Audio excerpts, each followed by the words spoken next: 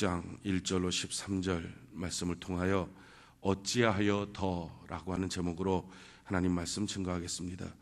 우리가 신앙생활 하다 보면 해서는 안 되지만 그와 같은 마음도 또 그와 같은 말을 할 때가 있습니다. 하나님, 내가 기도하고 일을 시작했는데 왜 더 안 됩니까? 또 내가 신앙생활 그래도 뭐 완벽하게 한다고는 말은 못해도 열심히 하는데 주님 앞에 좀 성실하게 그렇게 신앙생활 하려고 하나님의 말씀대로 순종하고 사는데 왜 내 인생은 점점 더 첩첩산중입니까? 왜 이런 고난이 찾아오고 내가 하나님의 자녀인데 왜 나의 앞길은 이렇게 막히고 있습니까? 왜 고난이 해결되지 않습니까? 어찌하여 더 나의 인생은 괴로움이 더하고 있습니까? 해서는 안 되지만 이런 생각도 들고 또 이런 말도 하나님 앞에 표현도 하고 또 기도할 때 하나님, 왜 나의 고난은 해결되지 않습니까? 언제쯤 해결될까요? 어찌하여 이런 문제는 생겼습니까? 하면서 하나님 앞에 따지듯이 그렇게 묻고 싶은 적이 있습니다. 오늘 성경에 보면 모세라고 하는 위대한 민족의 지도자, 하나님이 세운 사람인데 그 사람이 하나님께 호소하며 기도하는데 지금 그처럼 기도하고 있는 내용이 나와 있습니다. 우리 오늘 본문 말씀 바로 전장인 출애굽기 5장 22절로 23절 우리 같이 한번 읽어볼까요? 출애굽기 5장 22절로 23절 우리 같이 한번 한 목소리 한번 읽어봅시다. 시작. 모세가 여호와께 돌아와서 아뢰되 주여 어찌하여 이 백성이 학대를 당하게 하셨나이까? 어찌하여 나를 보내셨나이까? 내가 바로에게 들어가서 주의 이름으로 말한 후로부터 그가 이 백성을 더 학대하며 주께서도 주의 백성을 구원하지 아니하시나이다. 지금 모세가 하나님께 기도하는데 이렇게 기도해요. 어찌하여 이 백성이 더 학대를 당합니까? 하나님이 나를 보내시고 난 다음에 하나님의 뜻대로 내가 순종하고 난 다음에 왜 이런 학대가 더 있습니까? 어찌하여 더 고난이 심해집니까? 지금 이렇게 모세가 호소하며 기도하게 됐던 배경은 하나님께서 미리암 강야에 있던 모세를 불렀습니다. 그리고 내 백성 이스라엘 430년 종살이 있는데 내가 너를 통해서 이스라엘 백성들을 좀 해방시켜야 되겠다. 너가 애굽으로 가라. 원래 모세는 하나님의 말씀에 순종하기를 싫어했습니다. 저는 못 갑니다. 저는 능력이 없습니다. 갈 수가 없습니다. 근데 하나님께서 모세를 설득하고 설명하고 가르치고 그래서 모세로 하여금 마음을 바꾸게 만들어서 하나님의 말씀대로 순종해서 애굽으로 갔습니다. 가서 그토록 겁이 나고 두렵지만 바로를 만나서 내 백성을 내보내 주십시오. 이제 하나님 앞에 예배드리는 백성 되겠습니다 하고 담대하게 하나님의 말씀대로 순종하여 외쳤습니다. 근데 그렇게 외치고 난 다음에 나타난 결과가 무엇입니까?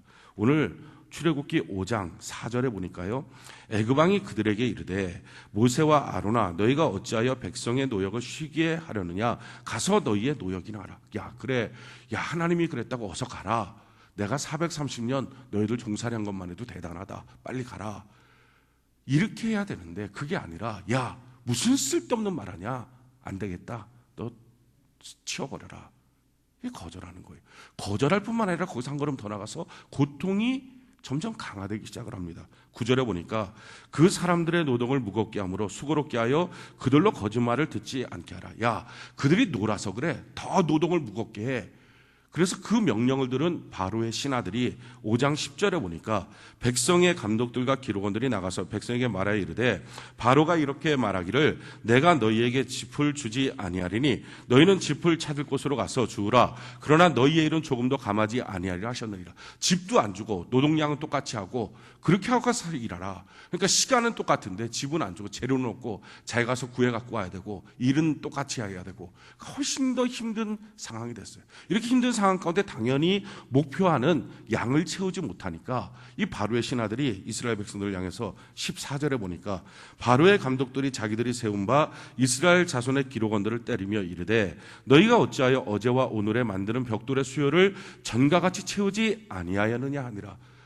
막 때리면서 야, 왜 이렇게 목표량을 못 채우냐. 그러니까 그렇게 고통을 당하는 이스라엘 백성들이 바로를 찾아갑니다. 15절에 보니까 이스라엘 자손의 기록원들이 가서 바로에게 호소하여 이르되 왕은 어찌하여 당신의 종들에게 이같이 하시나이까. 당신의 종들에게 짚을 주지 아니하고 그들이 우리에게 벽돌을 만들라 하나이다. 당신의 종들이 매를 맞사오니 이는 당신의 백성의 죄니이다. 우리가 매 맞고 있습니다. 어떻게 이럴 수 있습니까? 바로 앞에 가서 호소를 하죠. 바로가 하는 말이 17절에 바로가 이르되 너희가 게으르다 게으르다. 그러므로 너희가 이르기를 우리 가서 여호와께 제사를 드리지 않은. 야, 너희가 게을르니까 예배 드리자 하는 말 듣고 예배 드리려고 그러지. 안 돼. 너 노동 더 해야 돼. 더 무겁게 해야 돼.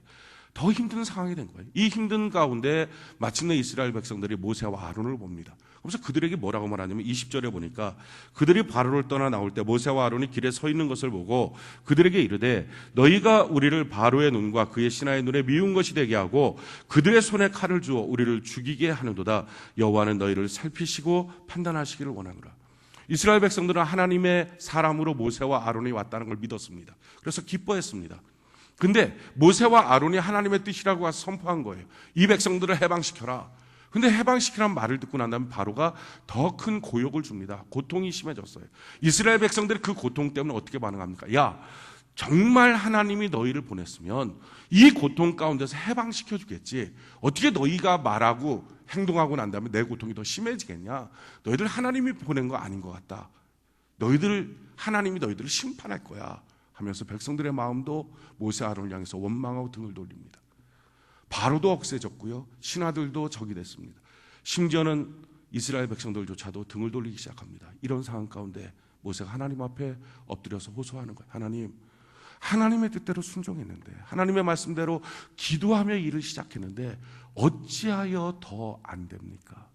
예배드리고 했는데 우리가 생각하는 게 사업장 개업 예배드리고 나서 그렇게 나서 예배드리고 나서 하면 뭐 쫙 형통한 대로가 열려지고 또 가정에 신방 드리고 나면 또 복이 임하기 시작하고 안수기도 한번 받으면 문제가 해결되기 시작하고 이런 기대들을 갖고 있어요. 그래서 그 기대 가운데 하나님의 뜻 가운데 하나님의 말씀대로 기도하면서 이렇게 시작했는데 어찌하여 더 이런 문제가 생깁니까? 우리 신앙생활 가운데 이런 고민들이 있습니다.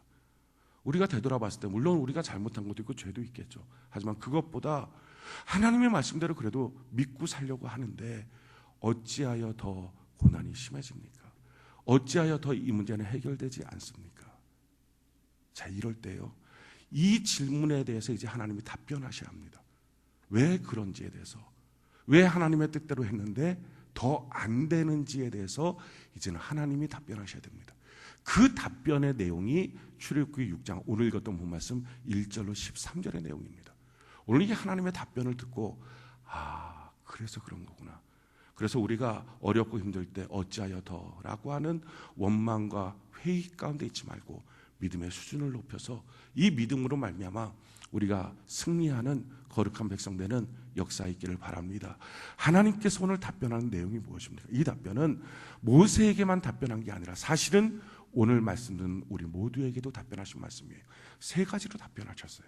제일 첫 번째, 우리 6장 1절 출애굽기 우리가 읽었던 본 말씀 6장 1절 우리 같이 한번 목소리 한번 읽어봅시다. 시작. 여호와께서 모세에게 이르시되 이제 내가 바로에게 하는 일을 내가 보리라. 강한 손으로 말미암아 바로가 그들을 보내리라. 강한 손으로 말미암아 바로가 그들을 그의 땅에서 쫓아내리라. 제일 첫 번째, 왜 하나님의 말씀대로 시작했는데, 왜 하나님께 예배드리고 사업했는데, 왜 기도하고 이 일을 시작했는데 더 어려워질까? 하나님의 첫 번째 대답, 그것은 그 고난 가운데서 점점 어려워지는 것 속에서 하나님의 능력이 얼마나 큰지를 보여주기 위함이다 라는 답변이에요. 우리가 먼저 생각해야 될 것이 이것입니다. 고난이 평생 갑니까? 그렇지 않아요.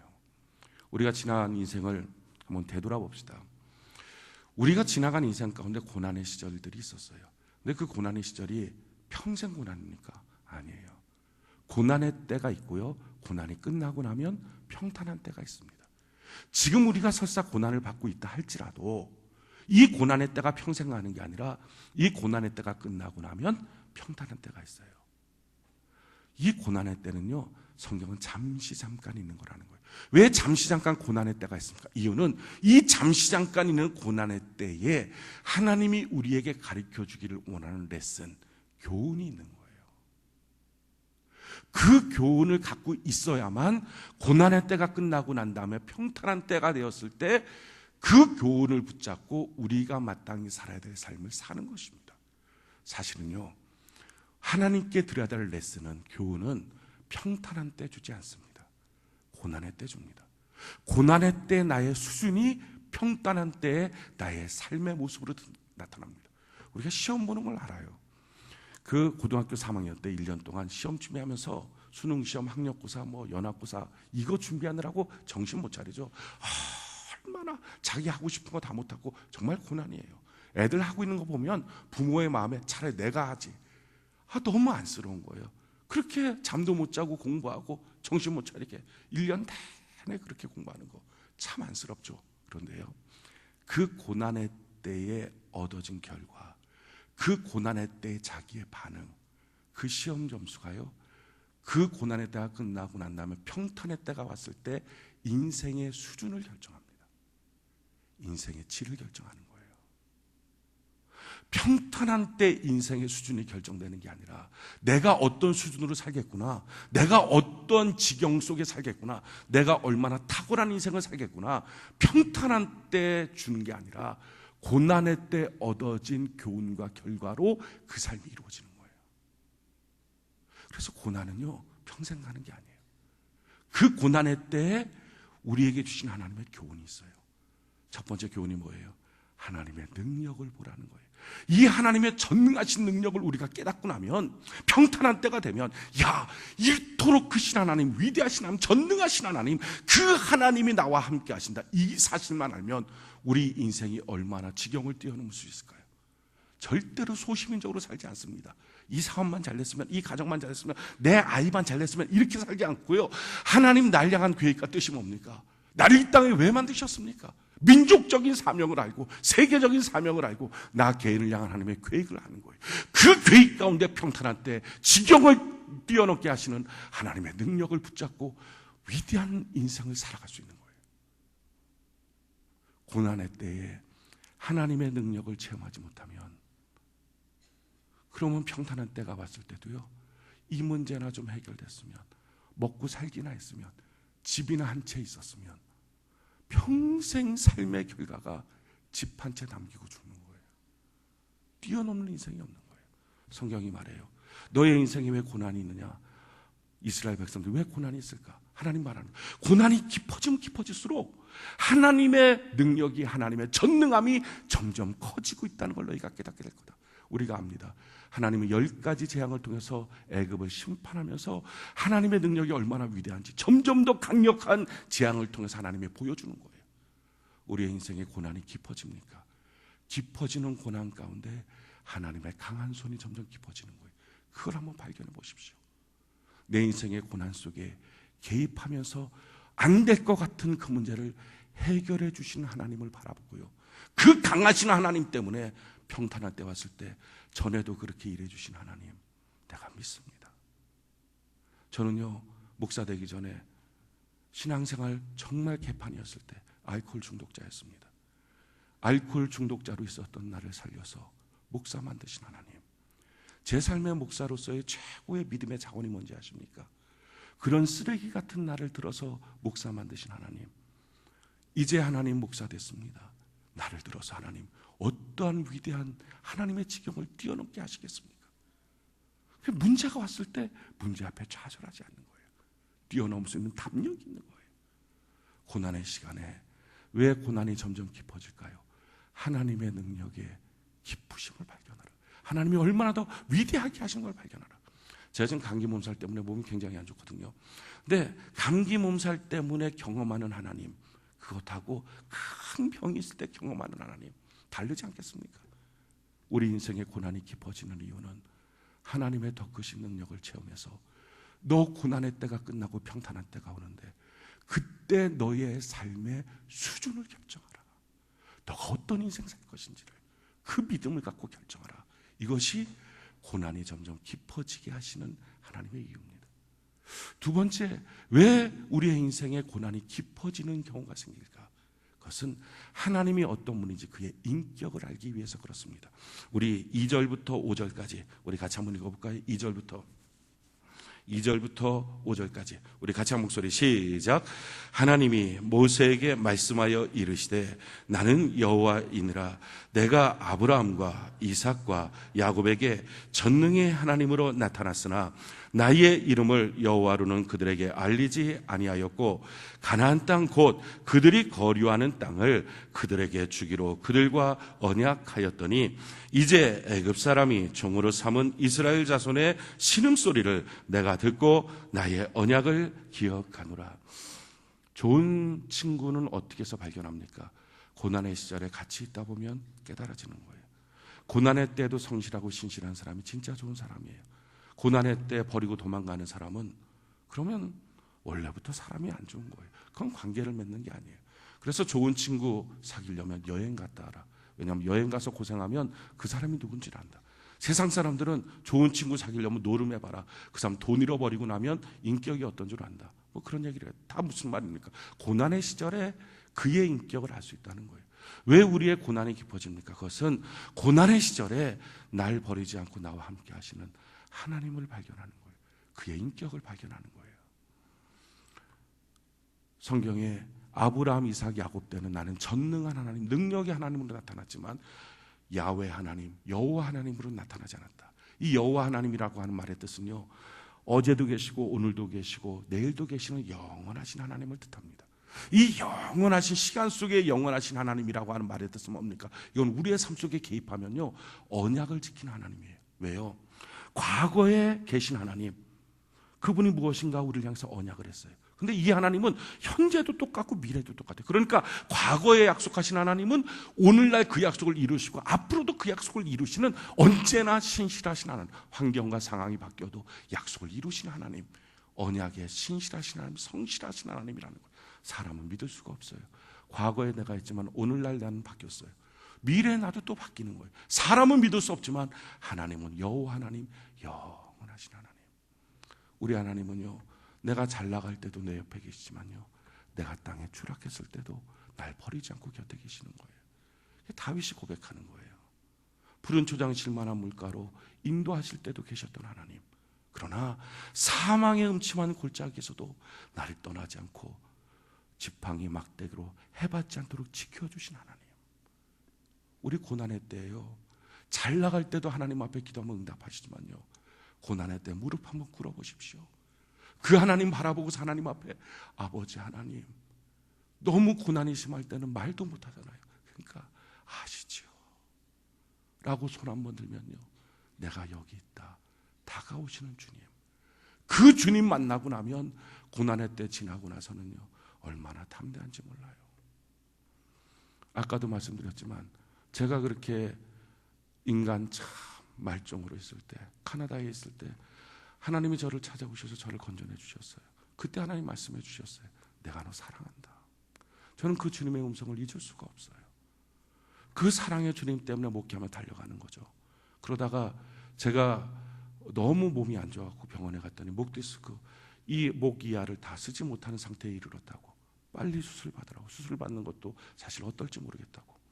그래서 수술을 받는데, 그래갖고 다음 날이 수술 날인데 그 전날 병원에 앉아갖고 우두커니 있는데 마음이 낙심이 되는 거예요.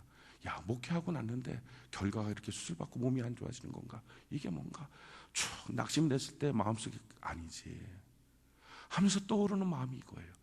그때 그 어려울 때 날 찾아와서 날 구원시켜 주시고 목사로 만드시고 내가 너 사랑한다 말씀하시는 주님, 그 마음이 떠오르는 거예요. 그래서 그때 그 병실에 있으면서 고백을 했어요. 그때 날 찾아와서 사랑한다고 말씀하신 주님, 지금도 계시지요. 그런데 놀라운 것은요, 지금도 계시지요 하는 순간에 누군가가 나를 꽉 끌어안는 것 같은, 구름처럼 끌어안는 것 같은 그 느낌을 받는 거예요. 병실에서 혼자서 울다 우리 주님 너무 감사하다고. 사랑하는 성도 여러분, 우리 인생의 고난의 때가 깊어졌을 때 왜 깊어지게 합니까? 거기서 주님 만나는 거예요. 진지한 기도를 하는 거예요. 그렇게 해서 만난 그 주님, 평탄한 때가 오면요 얼마나 든든한 힘이 되는지. 지금도 계시지요 주님. 지금도 계시지요 주님. 걸어갈 때도 차 운전할 때도 지금도 내 곁에 계시지요. 그 주님 때문에 지경을 뛰어넘는 능력 있는 삶을 사는 거예요. 이게 교훈해 주시는, 그 고난해 주시는 하나님의 교훈이에요. 세 번째, 왜 우리의 인생이 점점 더 어려워질 때 어찌하여더라고 고백할 수밖에 없는 상황을 맞이합니까? 그것은 하나님의 주권 가운데 있음을 가르쳐주기 위해서 그런 거예요. 우리 6절부터 8절까지 출애굽기 6장 6절부터 8절까지 우리 같이 한번 읽읍시다. 6절부터 8절까지 같이 한 목소리 시작. 그러므로 이스라엘 자손에게 말하기를 나는 여호와라. 내가 애굽 사람의 무거운 짐 밑에서 너희를 빼내며 그들의 노역에서 너희를 건지며 편팔과 여러 큰 심판들로서 너희를 속량하여 너희를 내 백성으로 삼고 나는 너희의 하나님이 되리니 나는 애굽 사람의 무거운 짐 밑에서 너희를 빼낸 너희의 하나님 여호와인 줄 너희가 알지라. 내가 아브라함과 이삭과 야곱에게 주기로 맹세한 땅으로 너희를 인도하여 그 땅을 너희에게 주어 기업을 삼게 하리라. 나는 여호와라 하셨다 하라. 세 번째는요, 하나님의 주권을 우리로 하여금 깨닫게 하기 위한 거예요. 만약에 모세가 가서 바로한테 바로요 430년 종사를 부려먹은 것만 해도 대단합니다. 이제 그만하십시오. 이스라엘 백성 하나님이 나타나서 나오라고 했습니다. 예배드리라고 했습니다. 이제 나갈게요. 그래 나가게 해주십시오 라고 선포했을 때 바로가 만약에 그래 미안하다 야 빨리 나가라 그렇게 만약에 했다고 합시다. 그럼 어떻게 됐을까요? 이스라엘 백성들의 마음속에 이런 마음이 있었을 거예요. 야 바로가 그거 못된 놈인 줄 알았더니 그래도 괜찮네 가고 그렇게 말하니까 그거 들어주네. 하나님의 전능한 가운데 해방됐다 이게 아니라 사람이 어떻게 해요? 이스라엘 백성들이 바로 괜찮네 그래도 뭐 왕의 인격이 있네 바로를 향해서 박수를 쳐주는 거예요. 칭찬하는 거예요. 또는 모세가 만약에 가서 그렇게 나오라 라고 말 한마디 했더니 바로가 그래 가라 라고 했으면 이스라엘 백성들이 이럴 거예요. 야 모세 대단하네 말 한마디 갖고서 이 430년 종살이 문제 해결하네. 야 저 사람 언어에 능력이 있네 말에 권세가 있네. 야 모세 우리 지도자 대단한 사람이야. 보십시오. 사람은요 눈에 보이지 않는 하나님을 찬양하기보다는 일만 있으면 사건만 있으면 눈에 보이는 사람 칭찬하고 싶어 하는 거예요. 문제가 쉽게 해결되면. 근데 우리가 원하는 게 그런 거 아닙니까? 우리가 하나님께 원하는 거 사업만 하면 그냥 문이 확 열리고 기도만 하면 응답이 확 되고 그러니까 말 한마디 하고 나면 430년 종살이 문제 쫙 해결되고 이렇게 안 된다고 하나님께 원망하고 어찌하여 더 왜 고생시킵니까? 예배드리는데 왜 효염이 없습니까? 신앙생활하는데 왜 이렇습니까? 우리가 원하는 거 기적들은 그런 거예요. 한순간에 한 번에 보통 한 번 누르면 싹 해결되고 바뀌어지는 것처럼. 근데 정말 우리가 원하는 대로 그렇게 해결됐다면요 우리는 하나님 앞에 전능하신 하나님이 그러셨습니다. 박수하기보다는 야 저 사장 괜찮은데 우리한테 월급 올려주네. 야 저 사람 괜찮은데 우리 기업하고 이렇게 계약 잘 맺어주네. 저 사람 인격 좋은데 저 사람 좋은 사람인데. 눈에 보이지 않는 하나님이 아니라 눈에 보이는 사람들 박수 쳐주는 거. 이게 사람들이 하는 거예요. 그래서 하나님은요 그렇게 하지 않는 거죠. 그래서 그 사람 믿어봤자 뭐합니까? 오늘 다르고 내일 다른데 고난이 깊어지면 깊어질수록 우리가 믿을 수 있는 사람이 없는 거죠. 모세도 어떻게 해야 될 바를 모르는 거예요. 그렇게 가서 말했는데 고난은 깊어져요. 바로도 막 강력하게 나와요. 어찌할 바가 없어요. 믿을 데가 하나도 없는 거예요. 그렇게 믿을 데가 없어서 하나님 앞에 엎드려서 하나님 앞에 손을 드니까 하나님이 한 가지 한 가지 그 강력한 권능으로 하나님이 해결해 주시는 거예요. 이야, 주님밖에 없습니다. 그래서 그 주님 손잡아야 평탄한 때에 주님과 동행하는 신앙인이 됩니다. 이거 가르쳐주는 것이 고난 속에서의 하나님의 레슨이에요. 놀라운 것은요 우리 한국말 성경에서는 잘 모르지만 영어 성경을 보면 이 6절에서 8절까지 이 짧은 구절에 하나님의 의지가 얼마나 담겨있는지 몰라요. 내가 하겠다. 하나님이 해줄 거야. I will. 이게 7번이나 등장하는 거예요. 하나님이 그렇게 해주겠다. 하나님이 뭘 해준다고요? 6절에 보니까 그러므로 이스라엘 자손에게 말하기를 나는 여호와라. 내가 애굽 사람의 무거운 짐에서 밑에서 너희를 빼내고 내가 그럴 거야. 내가 하나님이 그렇게 너희를 무거운 짐에서 건져낼 거야. 두 번째, 하나님이 그들의 노역에서 너희를 건져낼 거야. 그리고 나서 세 번째, 하나님의 편팔과 여러 큰 심판들로서 너희를 속량할 거야. 네 번째, 하나님이 너희를 하나님의 백성으로 삼을 거야. 다섯 번째, 하나님이 너희의 하나님이 될 거야. 여섯 번째, 하나님이 이스라엘 아브라함과 이삭과 야곱에게 주기로 맹세한 땅에서 너희를 인도해낼 거야. 그리고 마침내 일곱 번째, 하나님이 그 땅으로 인도하여 너희를 기업으로 삼게 줄 거야. 다른 사람 아니고 하나님이 I will 하나님이 그런 역사를 줄 거야. 우리 신앙이 달라지는 거예요. 고난 속에서 기도했는데도 문제가 해결되지 않을 때가 있습니다.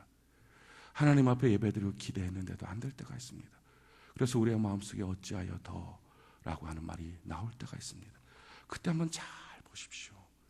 우린 거기서 날 버리지 않는 하나님을 만나고요, 우린 거기서 하나님의 전능하심, 안 될 것 같은 문제를 조금씩 해결하신 하나님을 만나고요, 거기서 더 놀라운 것은요, 믿을 사람 아무것도 없고 믿을 환경 아무것도 없는데 점점 하나님을 믿게 만드시는, 믿음의 수준을 높여주시는 하나님을 발견하는 거예요. 그렇게 믿음의 수준이 높아진 그 수준 갖고 고난의 때가 끝나면 믿음대로 인생 살고 믿음대로 이루어지는 하나님 안에서 거룩한 백성, 뜻을 이루는 백성, 하늘에서 이룬 모든 것들을 땅에서도 이루는 위대한 하나님의 백성이 되는 것입니다. 수능고사 몇 점 맞았느냐가 대학을 결정하고 인생을 결정하지 않습니까? 왜 부모들이 자기 자녀들 길을 쓰고 너 공부 잘해라, 너 공부 잘해라. 이유가 뭡니까? 그날 봤던 그거 하나가 자기의 인생을 결정하니까. 고난은요, 고난이 아니라 우리 인생에 대한 방향키예요. 고난의 때 내 아이 믿음의 수준이 어떠냐? 사랑하는 성도 여러분, 고난의 때 믿음을 사용하시고 믿음의 수준을 높여서 그것으로 위대한 인생을 살아가는 은혜가 있기를 바랍니다. 그런데 참 놀라운 것은 이 고난의 때 이 동일한 음성을 들어도 사람 두 종류가 나타나요. 하나는 안 들어요. 또 다른 한 사람은요, 그렇구나, 맞습니다 하는 두 종류의 사람이 있어요. 우리 구절 한번 볼까요? 출애굽기 6장 9절. 출애굽기 6장 9절 같이 한 목소리 시작. 모세가 이와 같이 이스라엘 자손에게 전하나 그들이 마음의 상함과 가혹한 노역으로 말미암아 모세의 말을 듣지 아니하였더라. 이렇게 전하지만 마음이 상해 있는 사람들, 또 어떤 사람들은 인생이 자꾸 힘들고 어려운 사람들은 안 들리는 거예요. 우리 주변 사람들이 다 이 하나님의 말씀을 듣고 믿음의 수준을 높이지는 않습니다.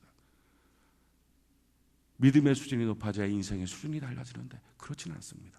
그러나요, 오늘 만약에 말씀을 듣고 성령의 은혜와 감동 가운데 맞습니다, 주님, 고난의 때 믿음 사용해야 되고 믿음의 수준을 높여야 되겠군요. 깨달은 사람들은 어떻게 살아야 합니까? 고난 속에 어렵고 힘들어도 하나님 주시는 응답과 하나님 주시는 확신이 있다면 믿음 갖고 앞으로 전진하는 은혜가 있기를 바랍니다. 우리 13절 뭐라고 하나님이 마지막 결론을 내려주십니까? 13절 같이 한번 읽어봅시다. 시작. 여호와께서 모세와 아론에게 말씀하사 그들로 이스라엘 자손과 애굽 왕 바로에게 명령을 전하고 이스라엘 자손을 애굽 땅에서 인도하여 내게 하시라. 환경 여건 다 안 좋지만 상관하지 마라. 모세야, 너 앞만 보고 확신 있지 않니? 응답받지 않았니? 그러니까 믿음 갖고 그냥 앞으로 전진해 나가라.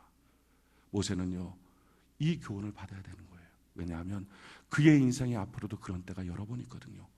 홍해 앞에 섰을 때 이스라엘 백성들이 원망하고 뒤에서는 애굽 군대 찾아갔을 때 그때 하나님이 가르쳐준 거, 야, 너 여기서 두려워 떨지 말고 낙심하지 말고 지팡이 쭉 내밀고 있어라. 바닷 가운데 대루를 여신 하나님, 그 하나님을 보는 거예요. 우리가 믿음을 갖고 믿음의 수준을 높여나갈 때 다 이해하지는 못합니다. 환경이 순식간에 다 바뀌어지진 않을 수 있습니다. 그러나 그때 믿음의 수준을 높이면서 하나님 앞에 믿음으로 걸어나갈 때 확신이 있잖아요. 응답받았잖아요. 소망 있잖아요. 꿈이 있잖아요. 그거 붙잡고 하나님 앞에 한 걸음 한 걸음 걸어나갈 때 모세처럼 40년 광야 생활 민족의 리더로 그를 향한 하나님의 계획과 뜻을 다 이루는 하나님의 역사를 체험하는 은혜의 백성이 될 것입니다. 고난은요, 고난 자체보다 더 위대한 것은 고난의 시간이 우리 인생의 수준을 결정합니다. 내 고난이 깊어지면 깊어질수록 내 믿음의 수준도 더 깊어져서 하나님, 마음껏 주님 안에서 쓰임받는 거룩한 백성 되도록 내 믿음의 수준이 높아지기 원합니다. 하나님의 전능함을 발견하고 하나님의 인격을 발견하고 하나님밖에 없음을 깨닫는 이 기회가 되도록 하나님 도와주옵소서. 믿음의 수준을 높이는 은혜가 있기를 예수님 이름으로 축원해 드립니다.